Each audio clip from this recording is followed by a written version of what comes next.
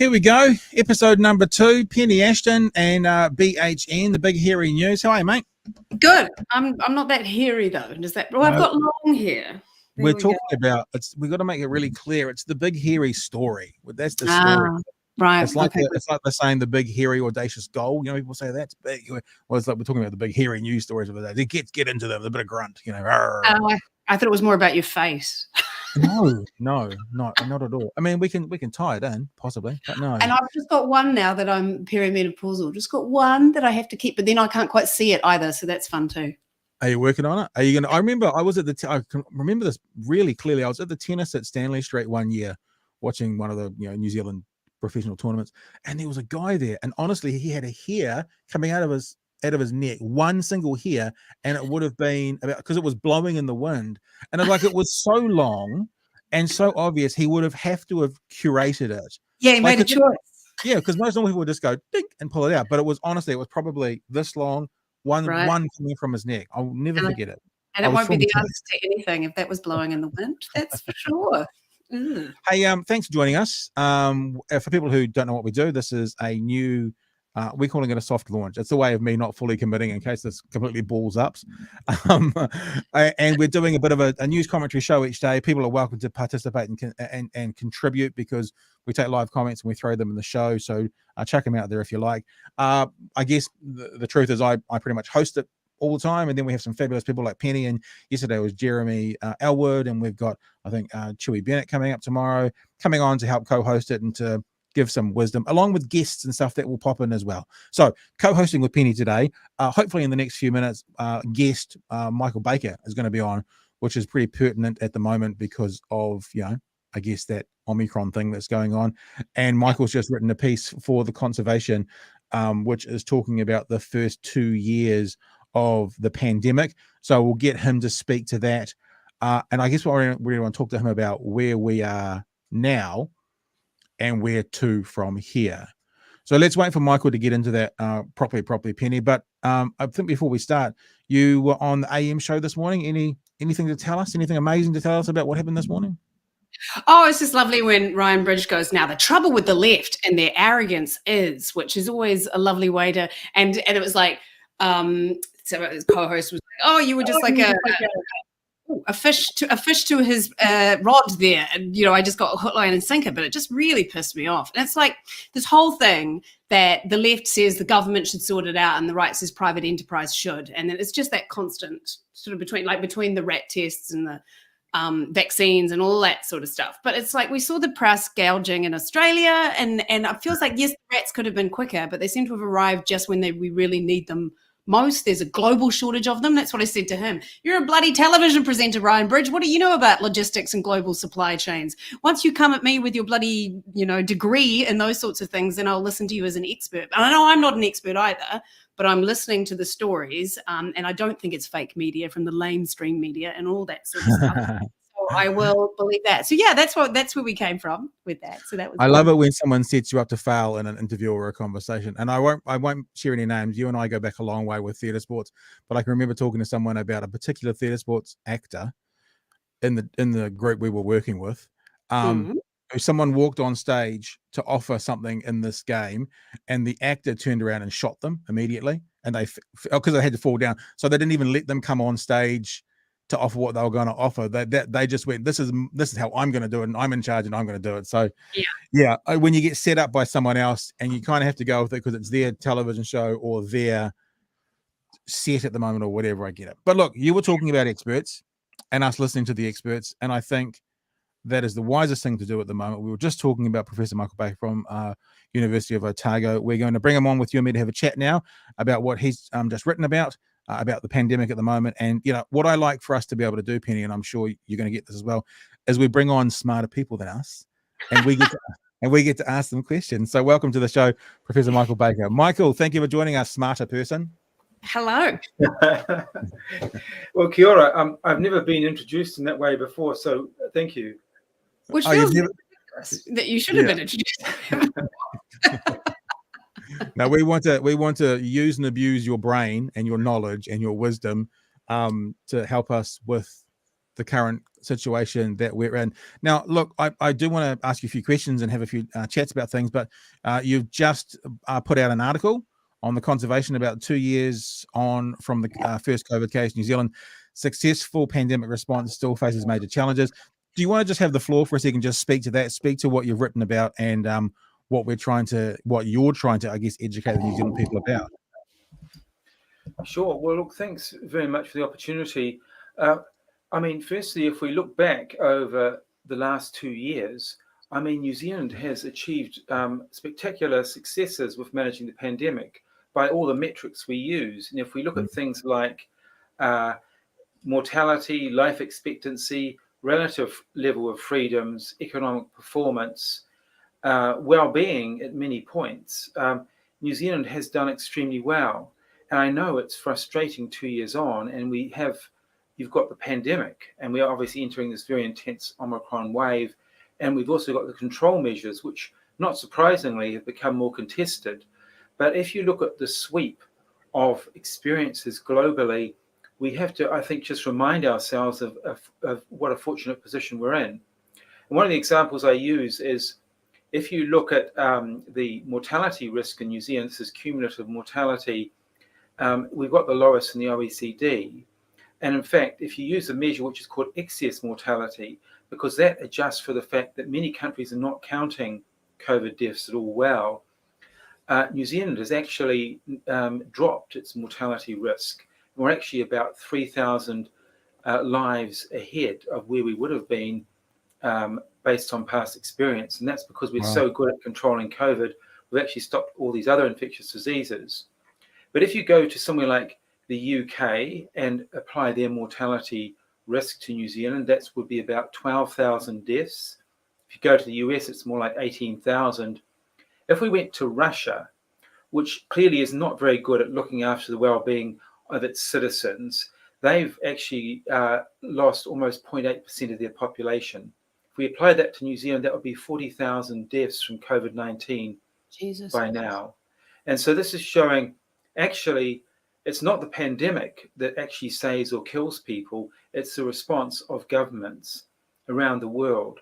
And remember, the global death toll now is about 20 million using The Economist magazine's excess death measure. And that is the thing to use. It's far more accurate than reported deaths. So I think it puts things in perspective of why we need collective action when we're confronted by an existential threat like a pandemic, also obviously like climate change, and also global aggression. These are all huge threats to our well-being. So you want organized governments, and you want also multilateral agencies to have a big role in managing these existential threats. It's one of the things that's confused me a little bit, Michael, because I've just brought up the World Info, and I'm sure this is not obviously the detail you're talking about when you get down to the nuts and bolts of it. But on a very simplistic level, as you're saying, the deaths, I mean, New Zealand there, which I've highlighted, we have 11 deaths per million of population, which currently is number 209 in the world out of about 226. And that actually includes a couple of boats in there as well. So we're like nearly the best in the world, certainly the best Western country in the world for deaths per million. And that's, I'll chuck it to Penny in a tick, but that's what is one of the things that confuses me the most about, and this is probably something you maybe aren't going to comment on, Michael, because we're talking more, the medical side of it with you, or the research side of it, but confuses me most about people up in arms that this government's never done anything good. Even if you're annoyed with the current outcry, or you're annoyed with the current mandate situation, I always say this, look at the scoreboard. Often numbers are brutally honest, but they're also very accurate. So I don't get that people can't just look at that and go, oh, okay, I don't like the mandates, for example, but shit, we've done well with keeping our people alive. Yeah, I absolutely agree. So, but we try and look at other metrics as well. And one of the things is life expectancy. And in many countries in the world lost 1 to 2 years of life expectancy because of the pandemic. We haven't seen a decline like that since the Second World War. But in New Zealand, life expectancy rose by 8 months on average. Someone was joking with me about, so what are you going to do with your extra 8 months? You're going to learn the piano or something. But these are when you're thinking in population terms, you have to use population metrics. And I think one of the problems is that if you individualize the entire pandemic experience, reducing it right down to what did it mean for me and people in my immediate circle, then you start to come up with some strange answers. And this is this idea of sovereignty being the only value. And it's a bit like this, the Trumpism that we've now inherited or we're getting bombarded with, those sort of ideas that are so individualistic. But we know that human survival depends on some kind of collective action. So we're not all living, we're not in a world where we're living in isolation and we can just do our own thing without any regard for the people around us. And I'm always amazed when people say, end the mandates. I mean, what are they talking about? I mean, almost every activity in life depends on mandates. Driving on the road, traveling in aircraft, all of these really dangerous things would be impossible without mandates. And these are just rules that we have decided are essential for our collective existence and the enjoyment of life, and creating a sense of safety and security, knowing that, I mean, the most extreme example, everyone's driving on the same side of the road, hopefully most of the time. But I mean, you look at things like, should you, for example, wear a safety belt in a car? Should you have to put your child in a constraint so that they're going to do okay in a crash? You may never need those precautions. Those mandates may never make any difference for you if you're not involved in a crash. You may have the inconvenience of belting up for your entire life. And it's very much the same as I always think mask wearing indoors.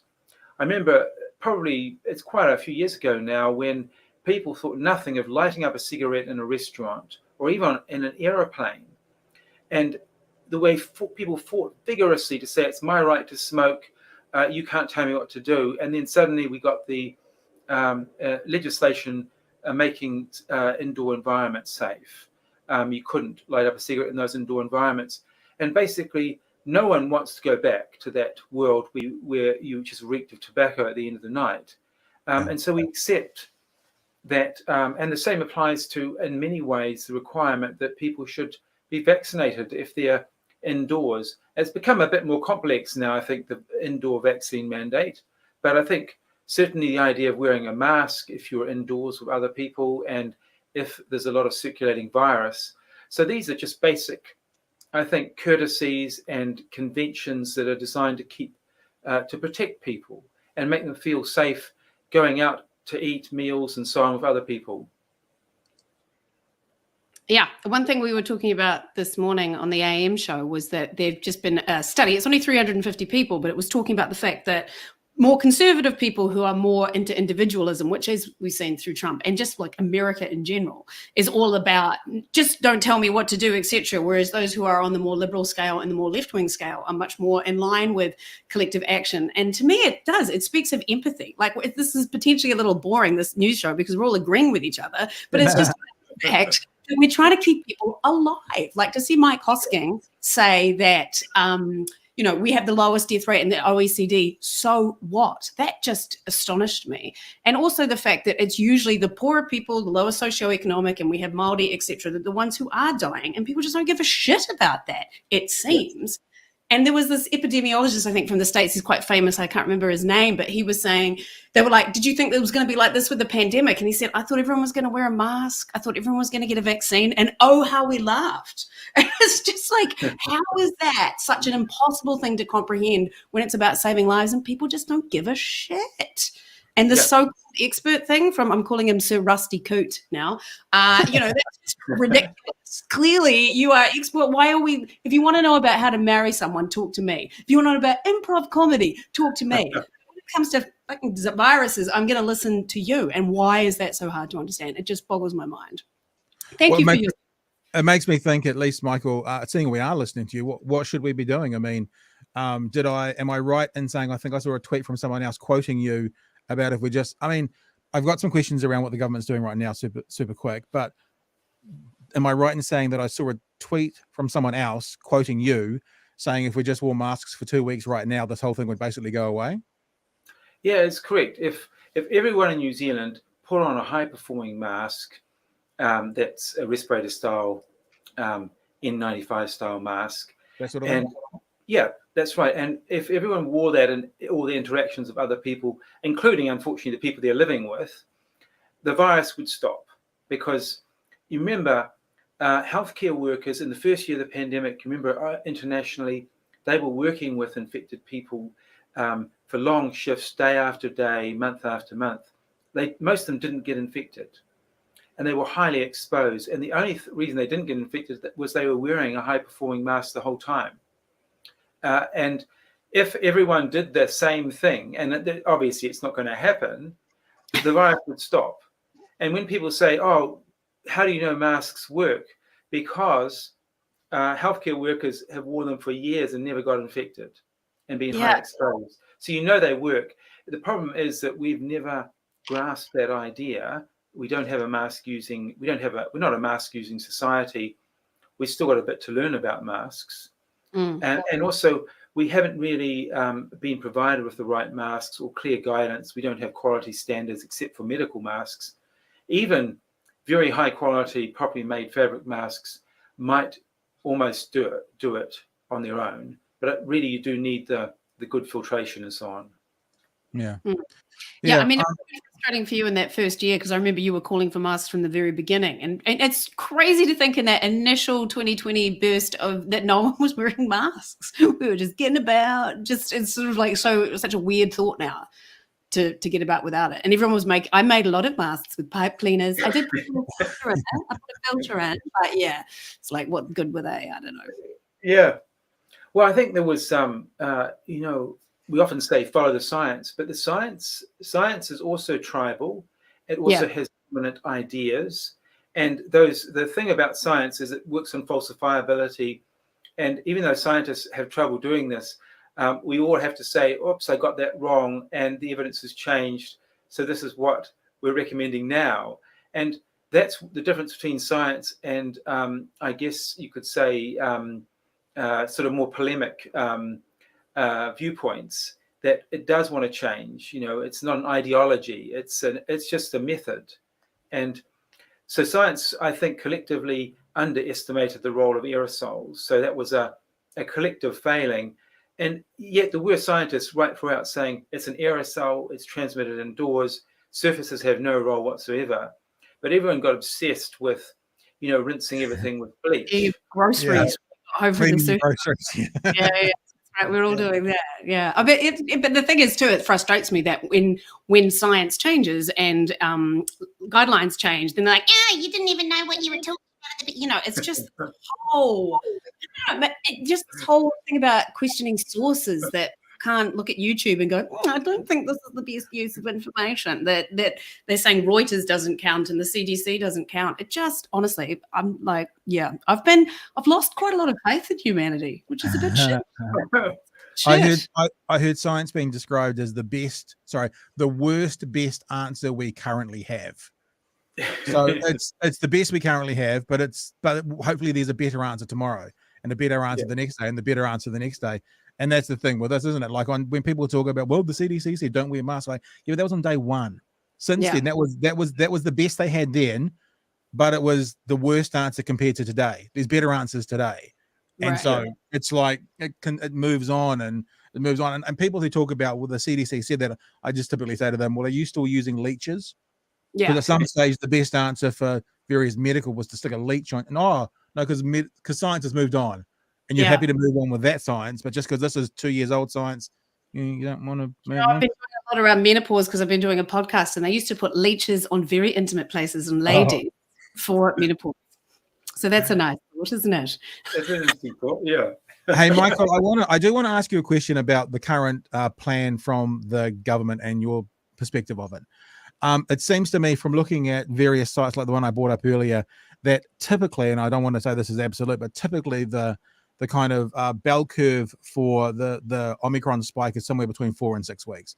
Like if you look at it starts at the 1st of January and it's coming right down by the 1st of February sort of thing if you look around the world. it seemed to me to be, I was nervous about this government being, in my opinion, so onto it and taking such precautionary measures for the first 2 years of the pandemic.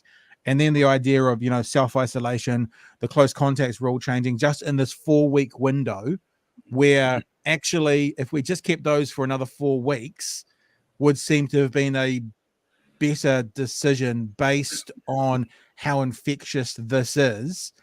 And you don't need to comment on this because of your position, but I do wonder if it's more of a political decision, pressure decision than a health decision. But I want to get your thoughts around the current plan for, close contacts not having to isolate now unless they're living in the same house as someone with COVID. Yeah. And also this idea of opening up the country right when the most infectious version of it's here, albeit statistically not as serious for people's health statistically, but still serious. At a point where, in my thought, if they had waited just 4 more weeks, we would have seen this bell curve, and maybe it would have been a better decision. But that's just my perspective. Yeah, no, they're great questions. Firstly, I've never been a fan of moving away from the alert level system because to traffic lights, because I think the alert level system worked well. People understood it, and the traffic light system, from as soon as we had some transmission of Omicron in the community, we instantly went to the red light. There's nowhere to go after that. And so I'm not sure. I preferred the framework we had before. The other thing is, you're right. It's a pragmatic decision to say we're cutting down on the scope of who's a close contact. Basically, it's to keep society functioning, because pretty much the problem would be that everyone would be a contact. Everyone will be a close contact soon. And I think that's the rationale. But yeah, we haven't got as many controls now. And with the phase 3 controls, they're less as the Omicron wave is peaking. So I guess if there's a concern that hospitals will be overwhelmed, the government has said it would still have the alert levels to fall back on. And it might say, look, actually, everyone does need to stay at home. There's a stay-at-home order, which is a bit like alert level 3. And it would have that as an option, I think, in Auckland, particularly if it looked like the hospitals were getting overwhelmed. The trouble is you have to act very early if you're going to make a difference, because there's this, as you probably all know, these lags are built in. So even now, when the curve is going vertically up, it's still telling us about infections that occurred maybe a week ago. And when it's doubling every 3 days, it's been through 2 doubling cycles, what you're looking back. So in fact, it's 4 times more infections are occurring than what you're seeing in terms of cases. And in addition, many people, of course, are not getting tested. They won't have many symptoms. So it's an order of magnitude, maybe more people getting infected than you're actually seeing. So you basically have to act very early, because there's that lag, and then there's a lag to people getting infected, and then another lag of almost 2 weeks before they go to hospital. And then another 2 weeks after that, even more, you start to see mortality. So that's why you have to be very proactive. And the concern would be that if the brakes are applied when the hospitals are overwhelmed, you've really missed the opportunity. Right. It just meant the political will would be so, like to dial back to something like that. But we have seen that overseas, haven't we? Like, I think, is Denmark or are they still letting it run? Well, I think places that have been, once you've been through the Omicron wave, you really will return. For those countries that have had widespread circulation, they are in a relatively better position, because people have either been vaccinated or they've had Omicron, essentially, and they've got lots of antibodies. But unfortunately, that protection doesn't last. You get a lot of waning, and Omicron has a very high reinfection rate.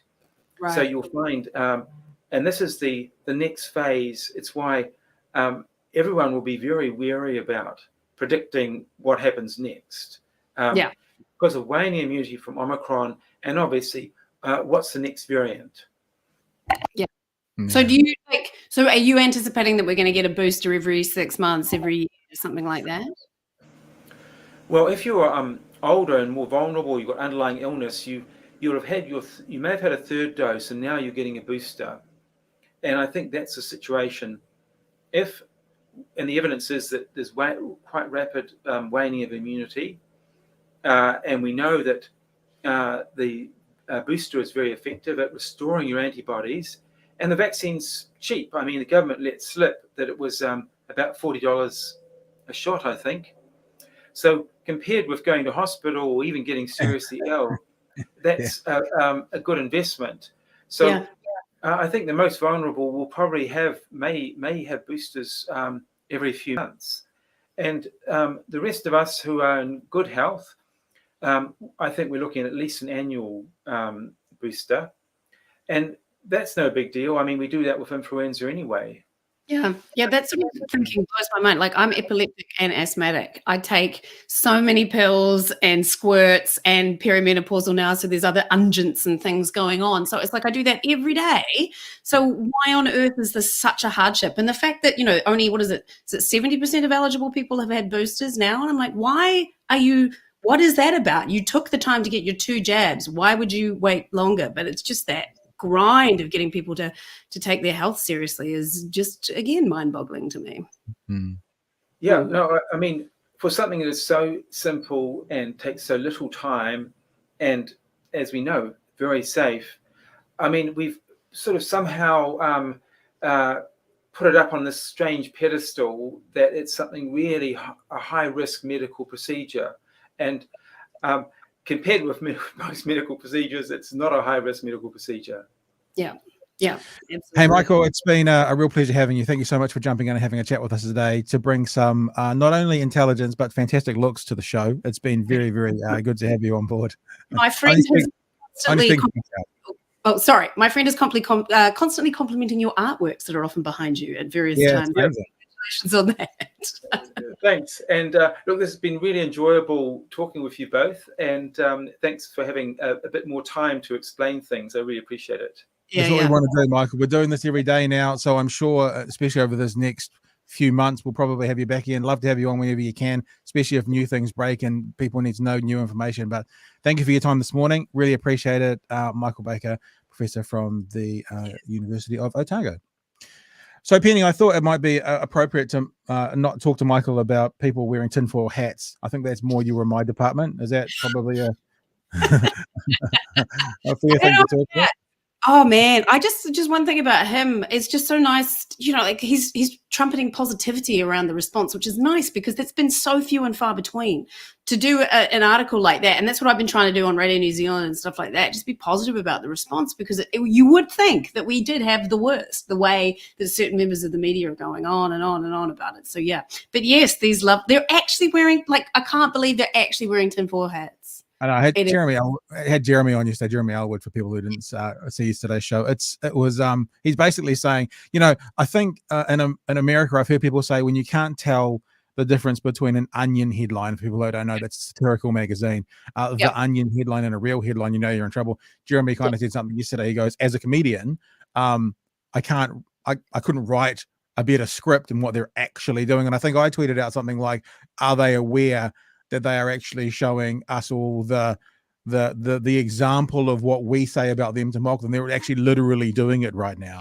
Yeah, and I feel like the people that are left are those ones, you know what I mean? Like, I feel like a lot of the reasonable people have, even though I never thought they were reasonable, obviously, but there are some people that have more valid things, and I can see that some people have lost their livelihoods, particularly around the people that can't get exemptions. They were the only ones that I some sympathy for, but these hardcore rabbit hole dwellers that are left now. And it's funny, there's this Twitter feed, I can't remember the name of it, but it's a parody. I'm pretty sure that's the thing. I think it's a parody feed. Yeah, who knows? I was sharing things from it going, this is what they actually think now. And then I was like, I looked further down and there was one where they said, this is because there was this picture of them all charging their phones in one tent area. And somebody was saying people aren't wearing their tinfoil hats. They're mandated to wear their tinfoil hats when the phones are being charged. It was used to the word mandate.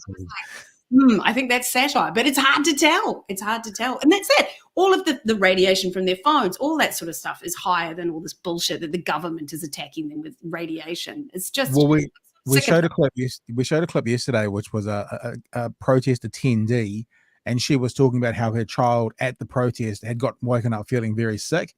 And look, not that we can diagnose that, but with the Prime Minister saying today that, it's become a COVID camp, chances are that child had COVID.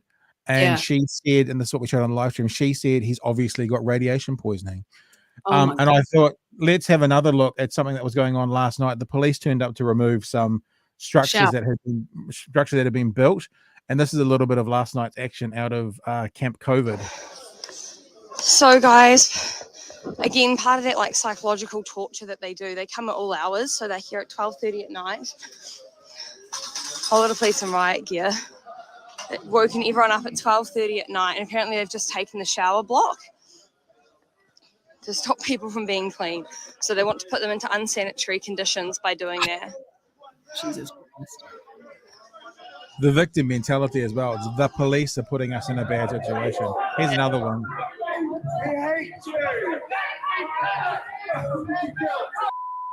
There's poor dog.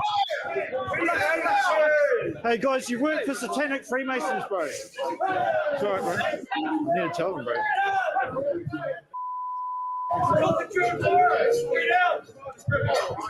I'm not gonna hurt you.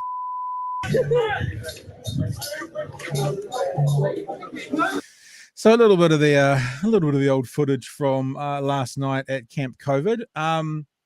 Yeah, it's mind-boggling to me. And people want to see. This was what was there. When the stuff, you must have seen that clip where the stuff reporter went through and basically got asked to leave. Attacked constantly. One of the things he said was, it looks like there's quite a bit of money here. I'd be interested to know, because this thing we're looking at right now, these toilets that are being provided, they wouldn't be cheap to either purchase or hire.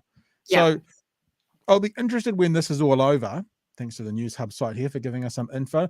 When this is all over, if there's any revelation of where, I mean, we've seen some of the structures, we've seen what's been going on, we've seen it's not a, I've got my $5 tent from Kathmandu and I'm going to sit down here.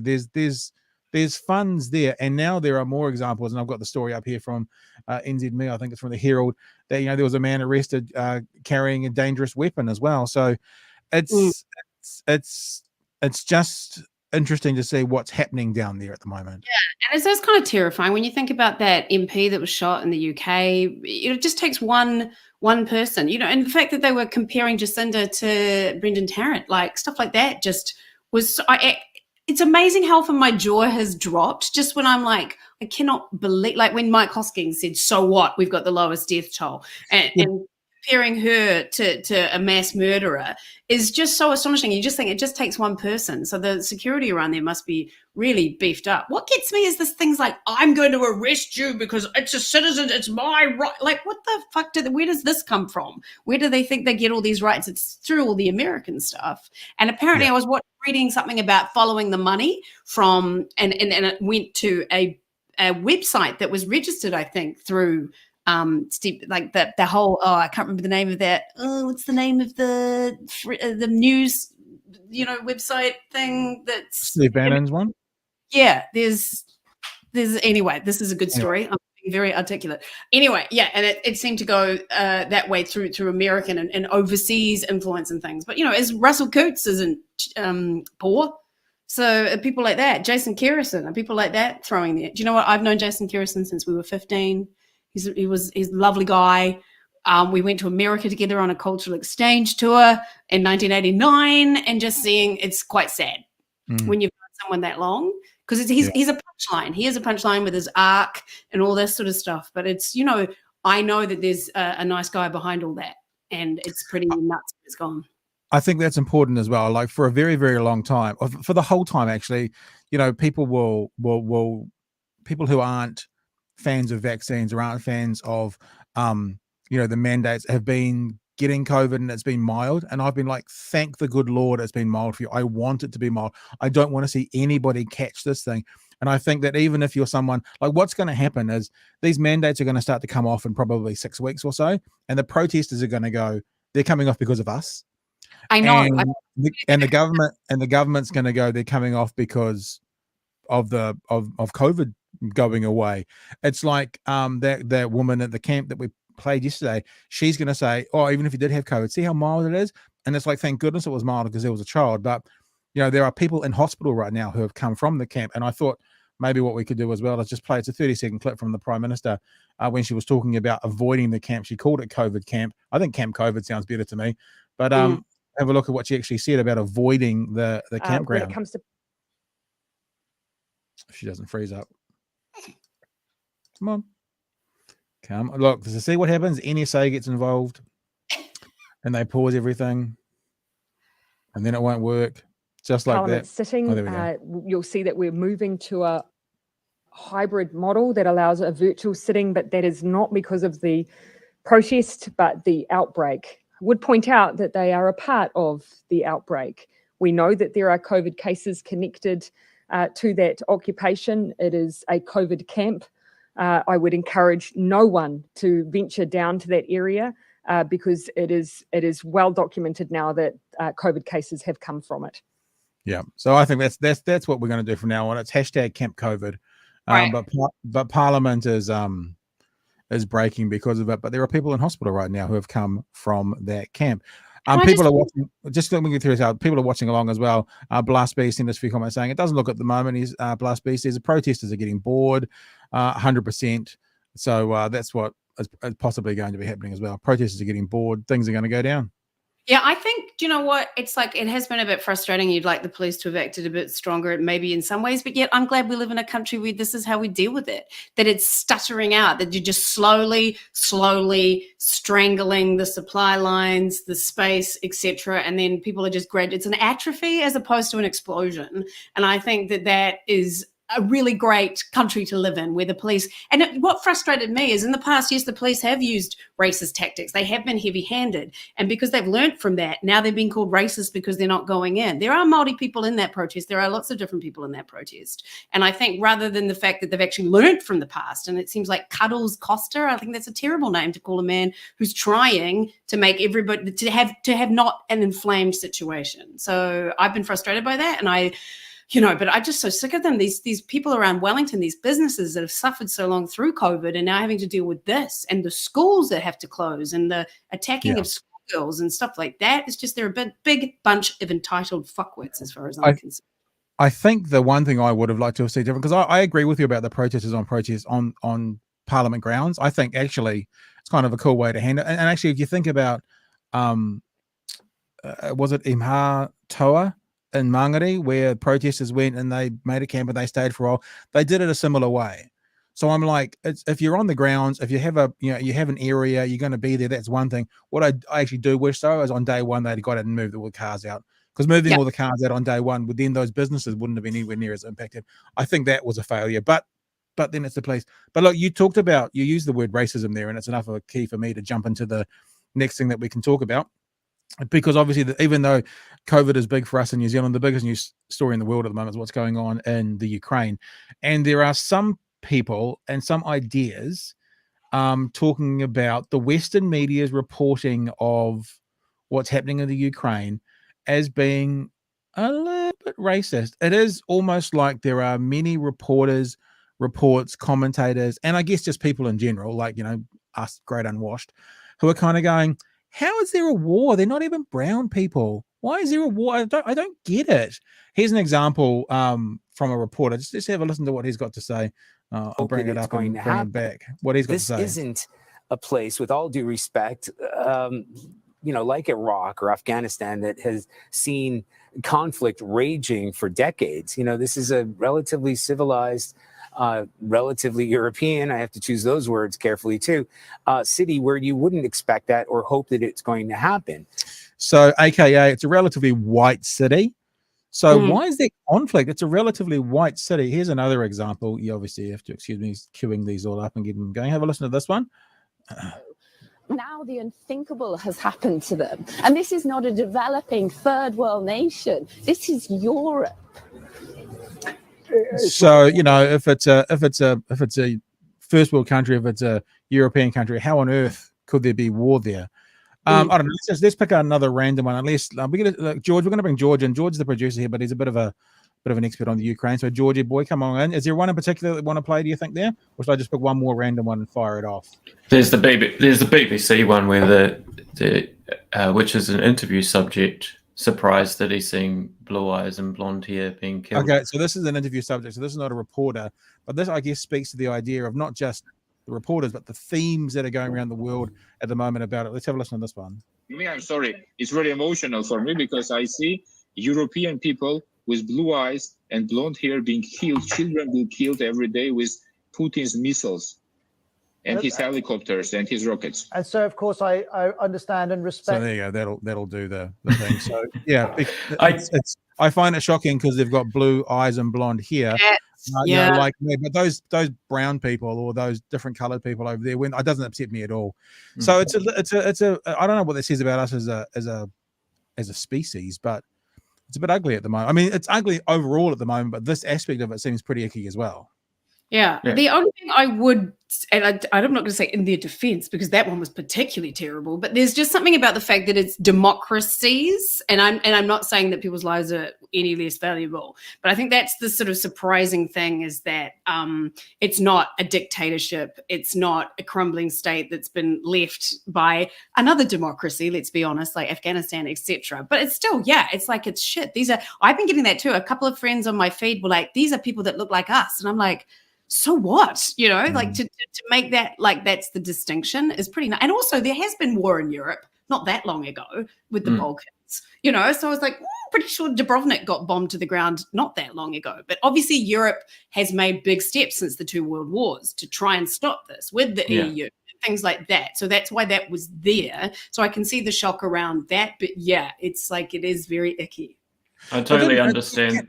Can I also just ask though, and part of my ignorance for the history, didn't Russia invade Georgia in the last 20 years? 2008. Why is that not considered a war like this has been considered a war? What's the difference? Yeah, I guess it's the sort of in the Caucasus region. It's seen just like these people are viewing Iraq as a place where war happens, right?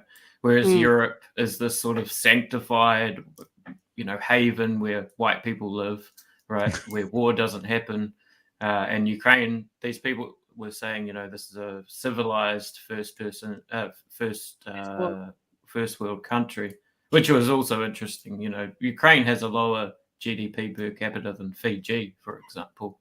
Again, not that is a value on their life or anything like that. But I'm always very interested in how the Western audience views this war, and there's always this racial element, right? The news will always value lives over others. That's how it works, right? That's how it decides what stories we're seeing. We're seeing Ukraine rather than, Saudi Arabia's war in Yemen, for example. Yeah, totally. Like Yemenis must be going, why is SWIFT not being taken away from Saudi Arabia? Well, absolutely. Sort of go, it is really mind-boggling. It was the same, like, it's around natural disaster coverage as well. Like, I remember when the Christchurch quakes happened. I'm from Christchurch, obviously that was a deeply personal thing. To New Zealanders, it makes sense. But like on the global scale of coverage compared to, say, like Iran with BAM, which was a big one, or Haiti, it did get a lot of coverage, but it was sort of different, right? It's like these people like us, this is a civilized, this is a third world sort of thing. And so people react differently to that as well, I have found. Yeah. Do you think, I mean, you've just given an example of how we can say it's worse. It seems worse for us than for them.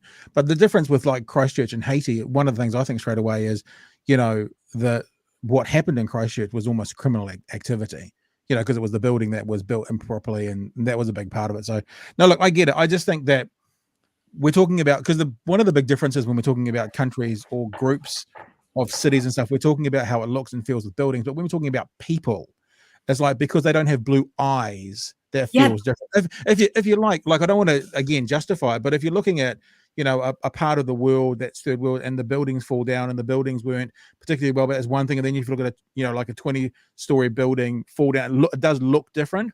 But what's inside those buildings, those bags of flesh, we're all still the same, bar some melanin. Really. So that's the thing that makes it feel a bit icky when people start talking about colors of eyes or skin, as opposed to, the 4-story building versus the shack. Not that there's a shack, but you know what I mean, falling down. Yeah. There is also some stuff like, I was in Poland there's a lot of racism in Eastern Europe.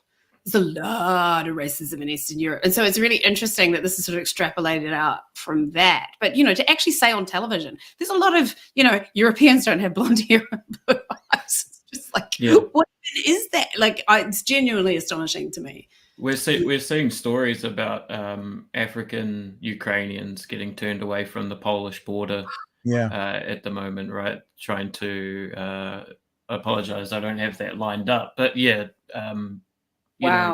Poland has basically said that they will take refugees, but these African Ukrainians are getting to the border and getting turned away, saying they don't have the right passport, visa, and that sort of thing. But do we know if it's because they're African Ukrainians, like the people who are walking through? Like, I always think about, is it a parallel? Are we saying that white Ukrainians walking up, Caucasian Ukrainians walking up with no papers, they get to walk through, Ukrainian of African ancestries walking up and they're getting turned away? Or do we know, is there a difference with, the visas they've got, the papers they've got, or whatever? Do we actually know that yet? Yeah, well, it's a war zone. So truth is it's always a bit funny, which is, again, why all this stuff is interesting to me, right? Why I think we can often talk more about how we're seeing this as an audience than maybe about the real events that are happening, right? We can comment with much more authority on how the media treats this racially or in civilized terms and this sort of thing. Also, that I look shocked, but yet it doesn't surprise me because of the way that migrants are treated. People fleeing Syria, people are they're bloody watching their family killed in front of them, but then they're like vermin as far as some countries are concerned and things. So that doesn't surprise me in the slightest. And once I was on a plane flying into Greece. So we landed, everybody got off the plane. They all had EU passports and they all flashed them at the guy. I was the only one without an EU passport. And so he pushed me over to one side and had to wait. And then this other guy was waiting with me. He was a very dark-skinned Indian guy. And I said, "Oh, where are you from?" And he went, "I'm from the UK. It's because they're racist." And I just was like, holy shit. And then he said that he couldn't see his picture properly in his passport. So he had to get a torch to look at the picture better to make sure it was him. And this guy was furious. And I was just standing there, oh my God, this is bullshit. And they put him aside because he was too black to look at him properly. So yeah. Maybe they pulled you out because you were ginger. Let's be honest. I mean, if you're going to do that, it's a similar story. Hey, just before we move on to the next thing, we are aware that we think the Prime Minister pretty clearly has been taken out of context here, but the Prime Minister is said to have talked about that the Ukraine is the closest thing to war. Here it says here, closest thing to war that my generation and many generations will ever see. Of course, then a lot of people jumped on that, talking about Afghanistan, Iraq, Syria, Lebanon, Libya, Gaza. I mean, you've just mentioned the Balkans. I think I said Georgia.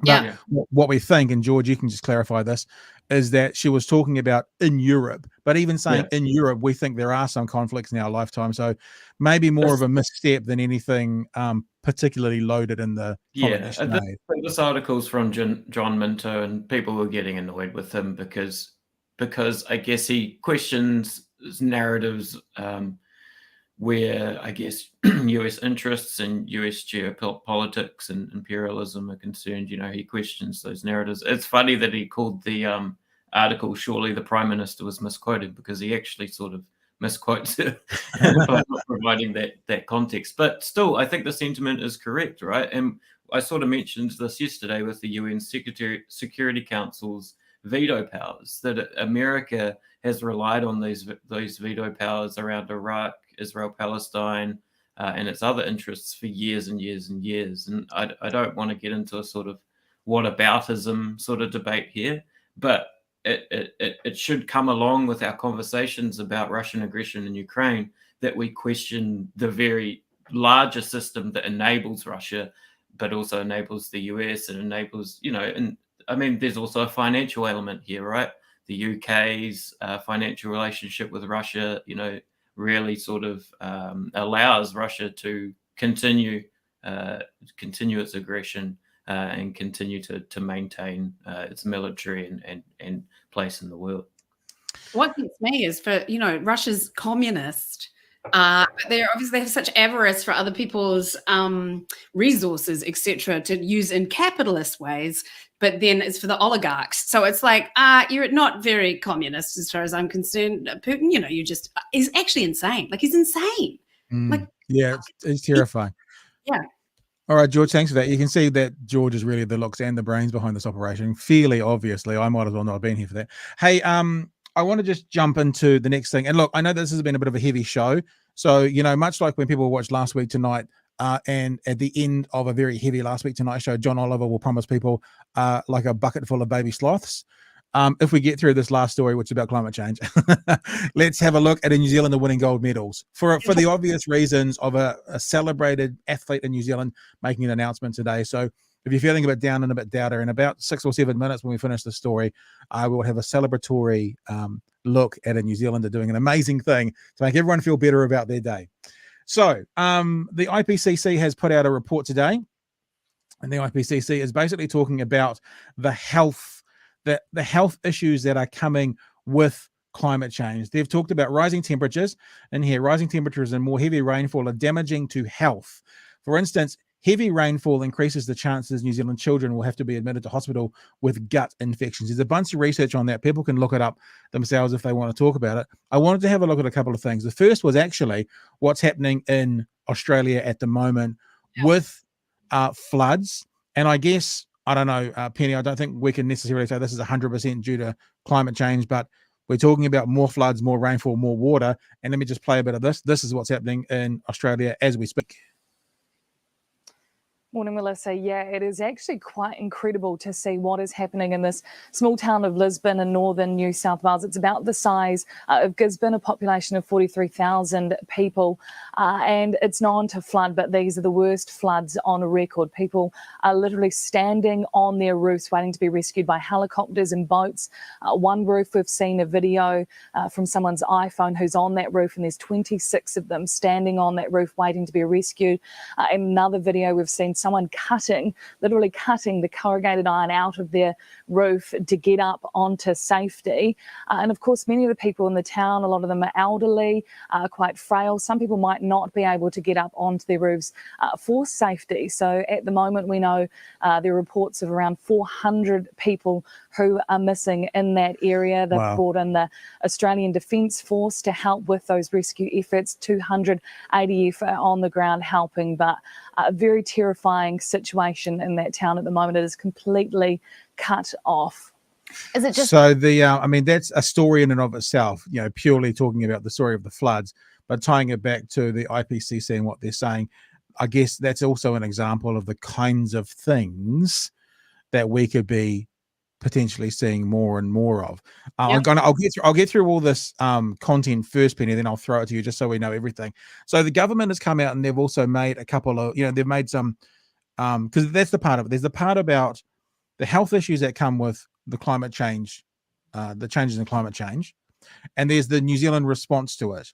Now, there's also an element of this story from a couple of weeks ago, which is government agencies within government agencies responding to New Zealand's government targets, because it appears what's happening is the government saying one thing, and then government agencies are saying, nah, I don't know if that's possible. So their own agencies are kind of pushing back a little bit. This was from a couple of weeks ago, but I think it's important to put out there, and then we'll spend a few minutes talking about it. So have a listen. This is James Shaw. He was at a conference a while ago, but this audio video is more about the response that government agencies are giving the government about the government targets within climate change. Glasgow was the biggest climate summit since the Paris Agreement in 2015. And just before Shaw left to attend it, he promised we'd cut greenhouse gas emissions by 50% by 2030. We did go to the point that we felt that we were able to do. But Newsup can reveal his own officials don't think we were able to go to that point. In advice to Shaw, the Ministry for the Environment, the climate change experts said cutting emissions beyond even 40% had significant uncertainties and risks of non-delivery. the Treasury, the finance experts said cutting by even 45% had significant fiscal and economic risks that will have to be met by higher taxes and or the offsetting of other government expenditure. And MB, the Super Business Ministry, was concerned there had been insufficient analysis undertaken to understand the fiscal and social impacts of a 45% reduction. Why make a So it seems that let's just get this last comment actually, because he doesn't answer the question. He says they get asked why have we made targets that are unattainable, and he says for something that we can't actually achieve. Well, we believe that we can achieve it. 40%. Yeah, so that's the end of it. I don't think we'll have David Seymour, because anything he can get us about to score points, he will. Yeah. So we've got the government agencies around climate change saying we shouldn't be aiming beyond 40%. We've got the money people saying it will impact us significantly financially, and it looks like we've got MBIE talking about the social impacts being massive. So what do we do? I mean, this is just it. Like, and so we all do nothing. And so we do nothing. You know, to me, like I've become a Green Party voter in the last few years, just because it's like don't look up. Everybody just sits around and argues while a meteor is hurtling right at us, and it's going to cost money and it's going to be painful to people, and governments have to step up and stop being pussies and do something about it. Like, I am a cyclist. My husband is a cyclist. He's more of a cyclist than I am, a fair weather cyclist. But just the bullshit around trying to put a bloody bridge across the harbour so that people in Birkenhead can cycle or walk to work. God forbid the outrage around that. And that cost, it was a bit of a cost, but my word, compared to flooding Westport every bloody year, et cetera, it's like, we need to make some hard decisions, and we need to make some, and it's easy for me to say because it often comes back like with petrol taxes to those who can least afford it, who are driving between 2 hospital cleaning jobs and all that sort of stuff. But if we all just sit there and go, it's too hard, nothing changes. And that's what's been happening now. Yeah, but I mean, I don't disagree with you. I guess what I hear in the government agencies, them going, your targets are they're too far. And I wonder if perhaps we've jumped, like he said 50%. I think one of the agencies said 40%. So make it 40%. So let's aim for something that even the experts are saying that it's attainable. But I don't think there's anything wrong with being aspirational. And maybe you won't hit that. But then of course the media will be like, you didn't get that. You're a failure. As opposed to you got to 41% or you got to 38%, which is still a fuck ton better than 0%. Yeah. Like, to me, it's just, and it's been the same whenever. It's like you have to hit people in the pocket to change behavior. I wish you could just do it with their conscience, but you look at cigarette smoking, you look at petrol taxes and things like that, and incentives to get EVs and all that sort of stuff. It's like when you make something financially incentivized, that's when change happens. So to me, that's what's going to have to happen, as shit as it is. And I'll potentially complain about it and stuff too, but it's like, you know what? We have to do it. Someone has to make the hard decisions. And that's the problem with representative democracy with a 3-year election cycle, that everybody wants to get elected. So nobody makes some hard decisions, as we've seen, like with housing prices and capital gains tax and things like that. It does make me think as well, if we've got to hit people financially for them to change their patterns, what should we be doing to anti-vaxxers right now? Like how could you apply that to this other concern? Not to get into that debate now because it's time to wrap up, but how do we get into that other debate around, if that's the way to make people change their practices, how do you apply that to what's happening at the moment at Parliament, for example? Just quickly, I think we did change behaviour, because with those mandates, without those, we would never have gotten to the heights that we've got for vax. So the mandates have freaking worked. They've done exactly what they were supposed to do. They've gotten so many more people protected than would have been, which is actually for their own benefit.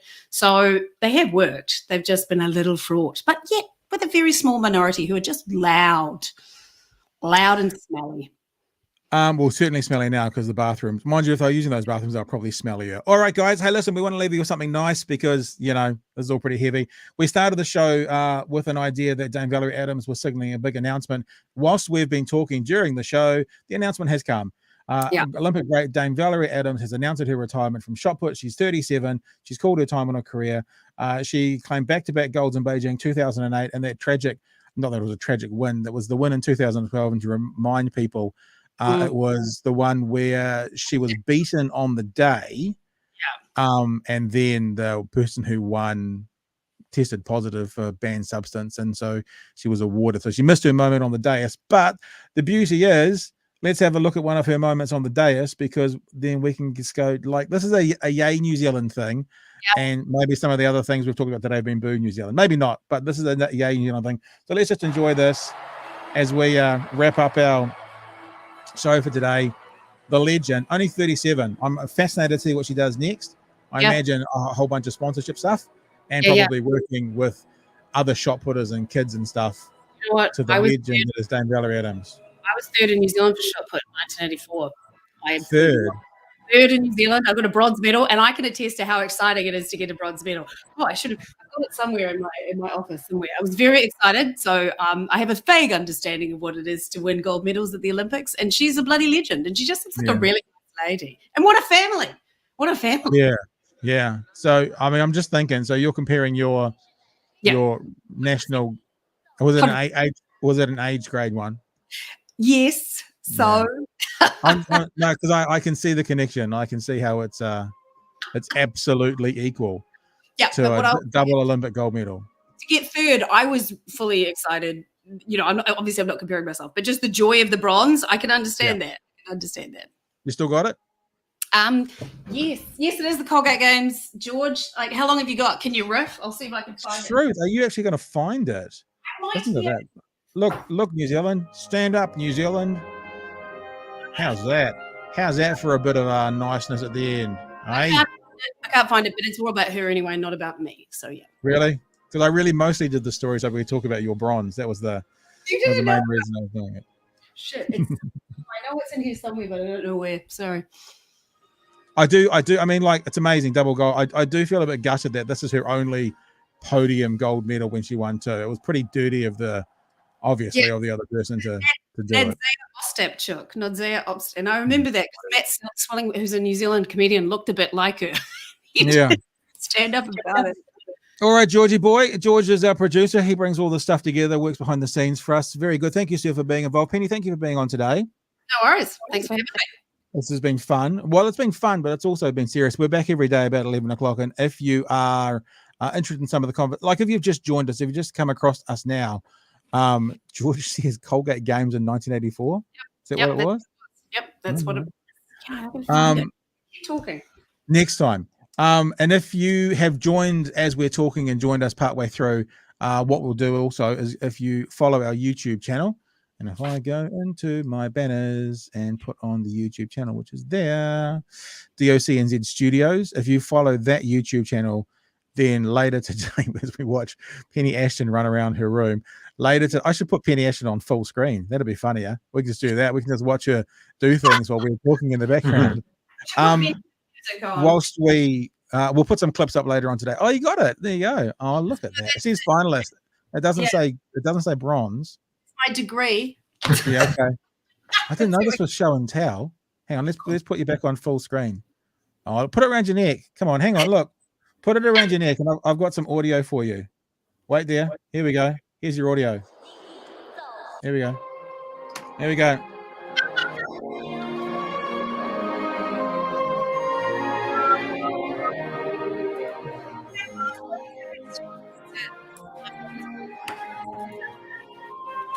I think that's enough. Yeah. I think you've had your moment. You had more of a moment. You just had more of a moment for that than Valerie Adams had for her second gold medal. Holy crap. I agree. I've got some other. There we go. I was also a competitor at the Colgate. Look at me. I'm not a hoarder, but I have a box, and I was very excited. Right. 84. All right. George, thank you, sir. We'll be back in tomorrow from 11 a.m. If you want to find out more about who we are, what we do, the YouTube channel that you're watching below is the best way to do it. You can also follow me on Twitter at Pat Britton, and we typically put up links and clips and stuff there as well. And tell us about your things. Yes, I'm doing a podcast called Showy Ovaries. I've mentioned menopause quite. I'm trying to normalize talking about menopause. Showy Ovaries podcast coming out every Monday. I had Alison Moore this week. I've got Peter Mathias next week and Nikki Pellegrino. I've got Jingling Ching coming up. I've had Pinky Agnew and various other ladies and trans people as well. I'm trying to get some more trans people along too, but I've got that. George Fowler was hilarious, his podcast about his menopause, which you don't say very often. So yeah, come and check it out. Got to say to blast beat. There we go. There's probably our first super chat. So we better throw that up there. Blastbeat with the first ever super chat. At the moment, just so people know, not that anyone's watching now because this is kind of just rambling at the end. We're just making this. We're just building it, and everyone's offering their services, and no one's getting paid at the moment. So you're welcome to support us. Probably at the end of this week, I'll look at maybe setting up a Patreon or something like that if people want to get involved and people want to help us out. But at the moment, this is how we're doing it. We're just getting together and having chats. And a huge thank you to Blastbeat. I guess Blastbeat, you'll be our number one always. Every time we see you, we'll think back to you being our first ever super chat. And we didn't even ask for it. We didn't even say super chats if you like. But obviously, if you do super chat us in the following live stream, your comment will always go up. Let's just be honest about that. And perhaps if the more you super chat us with a higher amount, the longer it will stay up for. And seeing Blastbeat as the first person to give us to, it will just stay up for the rest of the show, which is about to end. But thanks, Blastbeat. Appreciate the $5. And that's us. So I guess we've all made $1.70 out of today's show, guys. We'll split it evenly, shall we? Do you know what? You can have it. All right, team. All the best. We'll be in touch, Penny. George will talk to you shortly. And thank you guys for joining in. And we're done. Catch you next time. Bye, remember. Yeah. Bye. Hashtag share our shit. Hashtag share our shit. See you later.